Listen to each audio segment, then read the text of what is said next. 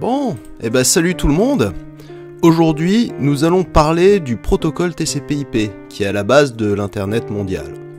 Je vous rappelle que cette vidéo est destinée aux débutants, et que les experts ou administrateurs réseau ne vont rien apprendre dans cette vidéo. Donc, mais quel est l'intérêt de connaître ce protocole, et qu'est-ce qu'un protocole ? Dans le monde de l'informatique, le protocole est un ensemble de règles et conventions régissant l'échange de données entre ordinateurs.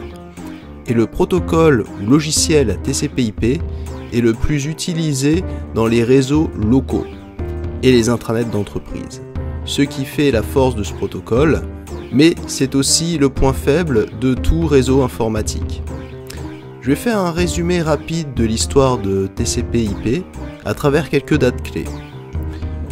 Les auteurs officiels de ce protocole sont, selon Wikipédia, Vincent G. Cerf et Bob Kahn.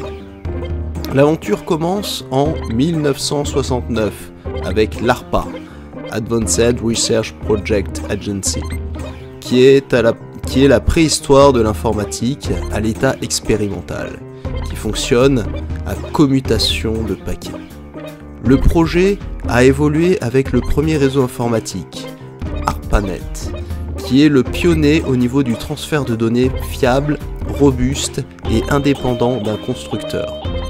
Le projet passe de expérimental à stable en 1975, soit 6 ans après. Et le projet est donné à la DCA, Defense Communication Agency. ARPANET continue à évoluer et le terme TCP/IP vient de naître. En 1983, TCP/IP est adopté comme standard militaire, Military Standard ou MIL-STD. Et le projet ARPA, initialement baptisé et connu sous le nom de DARPA, comme Defense Advanced Research Project Agency, sous la direction de M. Bolt Beranek et Newman, qui l'implémente sous Unix, un des premiers systèmes d'exploitation créés par M. Berkeley, soit BSD tout simplement. Le réseau nommé ARPANET initialement est partagé avec le nom MILNET pour la partie développée par la défense américaine, et le nom Internet est défini comme l'ensemble du réseau MILNET plus ARPANET. En 1985, donc j'avais 1 an, la NSF, National Science Foundation, créa le réseau NSF-Net, qui, implémenté à l'Internet, permettait à l'époque de connecter les supercalculateurs des 5 centres de la NSF avec une vitesse de 56 kilobits par seconde, dont le but final est de l'étendre jusqu'à chaque scientifique et chaque ingénieur américain, et gagne en vitesse en 1987 avec la mise en œuvre de nouvelles technologies utilisées encore aujourd'hui sur le réseau d'entreprise, l'épine dorsale ou backbone. En 1990, c'est la fin du réseau ARPANET et le réseau NSF-Net est abandonné en 1995.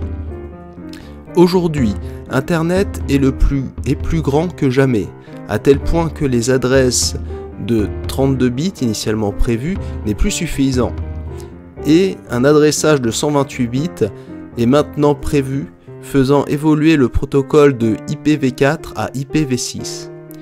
Une chose qui était inimaginable en 1970, car l'adressage de 32 bits était déjà suffisant pour inclure des centaines de milliers de réseaux du monde entier, et suffisant pour ne plus être dépendant d'un unique réseau fédérateur central, ou épine dorsale, ni d'un support gouvernemental. Depuis 1983, Internet a eu une croissance exponentielle, doublant sa taille chaque année. Mais une chose est restée constante, c'est qu'il est toujours basé sur la pile de protocoles TCP/IP. Attention, il ne faut pas confondre Internet écrit avec un I minuscule et Internet écrit avec un I majuscule, car avec un I minuscule, cela fait référence à un ensemble quelconque de réseaux physiques distincts, et le I majuscule, lui, fait référence à l'interconnexion mondiale. Maintenant que l'on a fermé cette petite parenthèse historique, nous allons entrevoir, car sinon la vidéo ferait au moins 6 heures, les différentes couches qui la composent. Dans la préhistoire de l'informatique en 1970, le modèle OSI a été mis en place pour l'organisation ou l'architecture d'un réseau informatique. Ce modèle est composé de 7 couches. Donc 1 physique, 2 liaisons, 3 réseaux, 4 transports, 5 sessions, 6 présentations, 7 applications. Je vous propose cette phrase mémotechnique afin de pouvoir mieux mémoriser les 7 couches. Partout, P de physique, le, L de liaison, roi, R de réseau, trouve, T de transport, ça, S de session, place, P de présentation, assise, A de application. Partout, le roi trouve sa place assise. Un petit moyen mémotechnique très utile pour enregistrer ces 7 couches. La couche physique définit les caractéristiques physiques du support de communication, c'est-à-dire par exemple la carte réseau, le câble Ethernet, le routeur. La couche liaison fournit un acheminement fiable des données au travers d'un lien physique, par exemple l'adresse MAC de la carte réseau. La couche réseau gère les connexions au travers du réseau pour les couches supérieures, par exemple l'adresse IP. La couche transport fournit la détection et la correction d'erreurs de bout en bout, par exemple une requête ICMP, un ping tout simplement. La couche session gère les sessions entre applications. Là on arrive au niveau de l'ordinateur, ou plutôt du système d'exploitation. La couche présentation normalise la représentation des données pour les applications. Donc les données sont interprétées et déchiffrées par une application pour être utilisées.